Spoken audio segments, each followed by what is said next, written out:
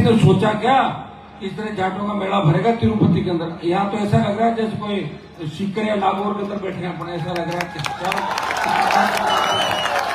भाइयों, आप लोग उठ खड़े तैयार हो जाओ। अब की बात तय कर लो कि साम दाम दंड भेद आर पार की लड़ाई है। 28 में राजस्थान पर कब्जा करना है। अगर ये सोच लिया तो राजस्थान आपके हाथों में होगा, और नहीं सोचा मैं तो फिर 28 में कह दूंगा थकार के मैं क्या करूं, मैं तो खूब लड़ा था, आप समझ नहीं पाए। ये बात सही है। मेरा भी डीएनए सेम ही आप जैसा, बात बात पे नाराज हो जाता हूं, लेकिन आना आपके बीच है, जब वापिस राजी भी हो जाता हूं। देख रहा था मैं एयरपोर्ट पे किस तरह छोड़ तोड़ नाराज होते हो फिर राजी हो जाते हो। तो ये तो देखो, जाट अगर रूठता नहीं तो फिर जाट किस बात का? रूठना तो है ही, नाराज भी होना है, गुस्सा भी आना है, बस इतना ही। गुस्से को दिशा दे दो, आपस में नहीं लड़के, इस तरीके चलना। गुस्सा विरोधियों पर आना चाहिए, गुस्सा किसान कौम के दुश्मनों पर आना चाहिए। ये काम अगर अपन कर लेंगे तो आने वाला समय आपका, इसमें कोई दो राय नहीं। भाइयों, आपने हमेशा मुझे ताकत दी, मजबूती दी, और उसी का परिणाम है कि हर परिस्थिति के अंदर मैं आपके लिए लड़ता रहा।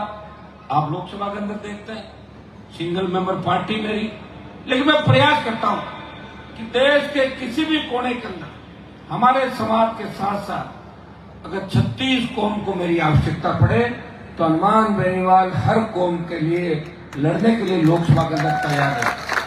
हमारी माताएं बहनें बैठी है। सोना चांदी की कीमतें कितनी बढ़ गई। सोना चांदी अब सोचते हो 1 साल पहले सोना खरीद लेते तो ठीक रहता। मेरी भी घरवाली कहती है कि हनुमान या आप सोना क्यों नहीं लाए, अब सोना कैसे खरीदेंगे, बहुत बड़े दौर से गुजर रहा हूँ।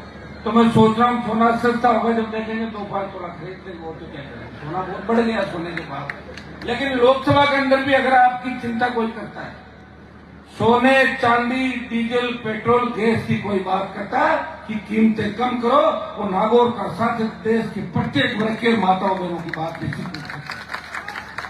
जब देश की पहलवान बेटियां न्याय मांग रही थी दिल्ली के अंदर, वो पहलवान बेटियां सारी हरियाणा की थी, लेकिन उनको न्याय दिलाना उनका भाई अगर सबसे पहले गया, उस बाहुबली को ठीक करने का काम किया, तो नागौर का सांसद सबसे पहले उन पहलवान बेटियों को न्याय दिलाना जंतर मंतर गया। तो लोकसभा के अंदर भी मजबूती से आपकी पैरोकारी करी। भाइयों, जो सेना को ठेके पे दे दिया, लड़ने वाले लोग नहीं बचे। एक व्यक्ति आपकी आवाज बन के लड़ रहा है। अभी लोकसभा की कार्रवाई आप देखते हो 7 दिन 10 दिन 15 दिन स्थगित हो जाती है, लेकिन सेना को ठेके पे देने के विरोध में नहीं होती। तू मैं पे कि राहुल गांधी ने ये कह दिया, उसने ये कह दिया, जिंदाबाद मुर्दाबाद, गए 15 दिन। यही बात अगर सारा विपक्ष तय कर ले कि हम लोकसभा को नहीं चलने देंगे, पहले अग्निवीर को समाप्त करो, तो देश की सेना को जो ठेके पे दिया है, अग्निवीर मोदी को वापस लेना पड़े। लेकिन पता उन पार्टियों को कि अग्निवीर वापस लेने तो उनका फायदा नहीं, क्योंकि सेना के अंदर सबसे ज्यादा हमारे बच्चे जाते हैं। ये हमें कोई प्यार नहीं करता। भाइयों, इस बात का ध्यान रखना। जो बार बार अग्निवीर को विरोध करता है वो नागौर का सांसद है, जो हर बार बोलता है और अग्निवीर को वापस कराने की बात करता है। हमने पूरी रैलियां भी की और पहले दिन से लगा हुआ है कि सेना को ठेके में दिया है, वो मैं निरस्त कराऊंगा और पूर्व की भांति सेना के अंदर हमारे जवान जाएंगे। और मैं आपको विश्वास दिलाता हूं, दिल्ली को घेरेंगे उस दिन आपकी भी आवश्यकता पड़ेगी, और जिस दिन आह्वान करेंगे दिल्ली का सबसे बड़ा मैदान है, इस बार उस मैदान को भर देंगे और तैयारी महाराज के जयकारों से देश और दिल्ली गूंज उठेगा। वो दिन भी दूर है। बैठो भाई, बैठो बीच में एक बार। हेलो, ए बच्चों बैठ जाओ।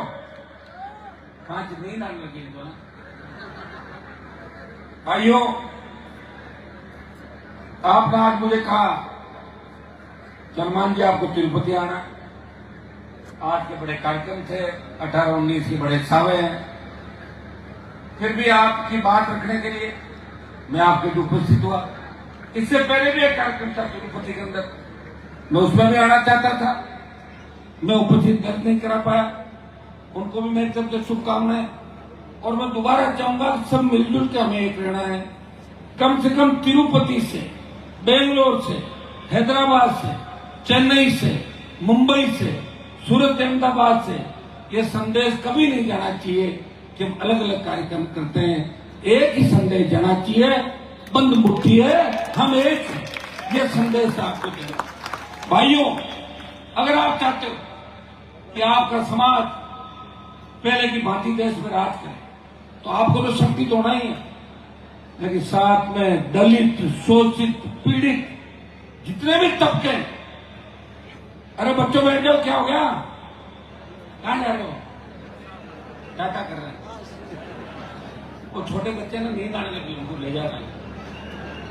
इन सबको साथ लेके अगर आप चलोगे तो निश्चित रूप से सत्ता का सिंहासन आपका इंतजार कर रहा है। अभी आपके सामने सबसे बड़ी जंग जो है वो राजस्थान से आपको शुरुआत करनी होगी। हरियाणा का चुनाव राजस्थान के बाद है।